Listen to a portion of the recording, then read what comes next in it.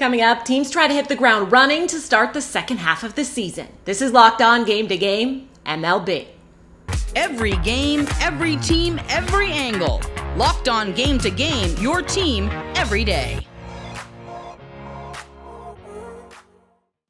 Welcome in. You're listening to Locked On Game to Game MLB. Local experts join us to recap all of the action for you from yesterday across Major League Baseball. I'm your host, Kainani Stevens. Thank you for making Locked On your first listen every single weekday.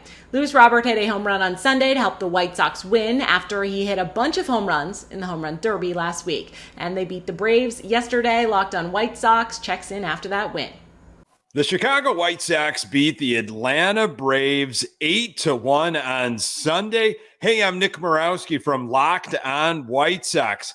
The Chicago White Sox, one of the worst teams in all of baseball, took a series from the Atlanta Braves in Atlanta.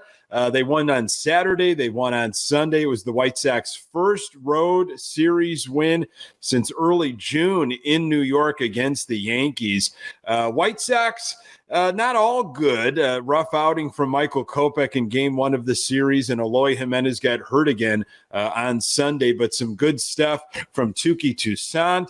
The offense exploded for some runs on Sunday thanks to a 4-for-5 day from Luis Robert Jr. Jake Berger had a couple bombs during the weekend series. Sox are now 15 games under 500 and 8 games back in the Central. 4 more. Check out the Locked On White Sox podcast. The Orioles almost watched a 5-run lead disappear in the 9th inning on Sunday, but Baltimore just barely held off a late Marlins rally to finish the weekend on a win. Locked On Orioles has more after the victory. Attention Tampa Bay Rays. Objects in mirror may be closer than they appear. The Orioles, after sweeping the Miami Marlins, and thank you to the Royals, the worst team in baseball, for taking one from the Rays. The Orioles are 1 game back of Tampa in the AL East. What a sweep it was for the O's. Held on Sunday, we'll say that. Entered the 9th with a 5-0 lead, left the 9th with a 5-4 win. Had to get Luis Arraez out with the tying run on second and 2 down, and Danny Coulombe did it for his first career save. Orioles get the 3 runs early without the Marlins recording an out in the first inning. They hold on for the 5-4 win. They sweep the Fish. They've won 8 in a row. They're the hottest team in baseball, and they've got a chance tomorrow night to tie for first in the AL East. What a world with Grayson Rodriguez on the hill. But I'll recap the entire weekend sweep coming up on Monday's episode of the Locked On Orioles podcast. Masataka Yoshida put the exclamation point on the Red Sox win over the Cubs with a grand slam at Wrigley Field. Locked On Red Sox recaps all of the 11-run output from the Boston offense. Masataka Yoshida is him. The man just absolutely continues to mash with a grand slam today and a 2-run triple to drive in 6 of the Red Sox 11 runs in the game. He is so fun to watch. I love that he is in a Boston Red Sox uniform. And Tristan Casas also hit a home run for the 3rd day in a row. Great series for him. It's so nice to see him growing into form, and after being patient and giving him time, it seems like he might be starting to figure himself out. So that's definitely something to look out for as well. And Cutter Crawford, really nice day on the mound. 6 innings of just 1 hit baseball. Still has to cut down on the walks and work out a few other mechanical issues, but overall, I'm definitely excited for his future with this team. In the 12th inning, Kyle Schwarber hit a sac fly deep enough to score the winning run and finally end the game against the Padres. After the longest game of the day on Sunday, both of our local experts give us their takes. The Philadelphia Phillies win on a walk-off in the 12th inning. My goodness, what a long day of baseball. Connor Thomas, your host of Locked On Phillies. 7 hours after the game was supposed to get going is about how long it took to finish this one with a long rain delay. And this team, they just keep on fighting. Doesn't matter if they go extras. Doesn't matter if they're down and they got to fight back. Unbelievable. Kyle Schwarber, big home run today. Walks it off with a sacrifice fly. Just such a great series for the Phillies coming out of the All-Star break. Remember, last year, they come out of the All-Star break. They get swept out of Chicago by the Cubs. This year, they take 3 of 4 from the San Diego Padres. They really put the Padres down in the wild card standings. They make up some ground on Miami. Off day tomorrow. Everybody rest up. You need the bullpen to get a little bit healthier, but what a job by Jeff Hoffman today, too, to keep the Phillies in it. Just such a good series for this team. We'll talk more on the next episode of Locked On Phillies. The Blue Jays scored 4 runs in the 8th that were insurance at the time against the Diamondbacks, but Toronto ended up needing that extra offense as Arizona mounted a comeback in the 9th inning. After picking up the win, Locked On Blue Jays joins us with a recap.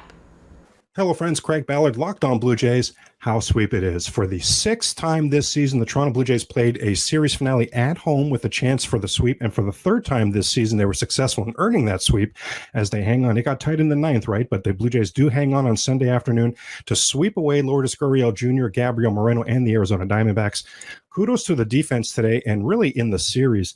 There were some sloppy plays indeed, but overall some really good defense, and kudos to the bullpen. For the most part, I know, right? I mean, Mitch White and Eric Swanson made things dicey today in the 9th, but getting to the 9th, we saw Jay Jackson continue to get the job done. Tim Meza was part of that great defense I referenced earlier. Trevor Richards, a little wilder than usual, sure, but got the job done, as did Jimmy Garcia. Kudos and thank you to the add-on runs. Jays had add-on runs on Friday in this series, in the 7th, on Saturday in the 8th inning, and today again in the 8th inning. I mean, absolutely massive. I hope to see you on Monday for the Locked On Blue Jay podcast. Coming up, the extra inning walk-offs made for a fun Sunday of baseball across the league. This is Locked On Game to Game MLB. Today's edition of Locked On Game to Game is brought to you by Sleeper. Do you want the chance to win more money with less picks? Head to Sleeper, where you can win up to 100 times your money on just 2 or more fantasy baseball picks. If you want to win up to 100 times your money on fantasy baseball, Sleeper is the place for you to do it, because you can win up to 100 times payout for an 8-pick contest. So all you have to do is download the app, and you can use our promo code Locked On. You will get up to $100 match on your first deposit. Terms and conditions apply. See Sleeper's term of use details for more, and currently operational in over 30 states. So check out Sleeper today. Welcome back. You're listening to Locked On Game to Game MLB. I'm your host, Kainani Stevens. In a series for the NL Central lead out of a break, the Brewers swept the Reds, and now they lead the division by 2 games over Cincinnati after that big weekend. Our hosts join you with the impact for both sides. Hi, everybody. Chuck Freeman here from Locked On Brewers. We'll drop the episode coming up a little bit later on Sunday night. But how good was this bullpen this weekend? It was the Piamps, Peguero, and Williams bullpen on Saturday night. Another shutout, and then they come right back. Hobie Miller gets the job done, gives those other guys a rest. Williams cleans up, and this is after Hauser pitches into the 6th inning. And the Brewers get another home run from Christian Yelich, and Andrew Montestero with a big RBI base hit, a bloop single that gives the Brewers the lead in that 8th inning. Let's be honest, we thought the Brewers... Do we really think the Brewers are going to sweep this 3-game series in Cincinnati? I thought after they got the first 2, we'd have the Sunday lineup and then go from there. But now they got the day off on Monday, heading to Philly on Tuesday.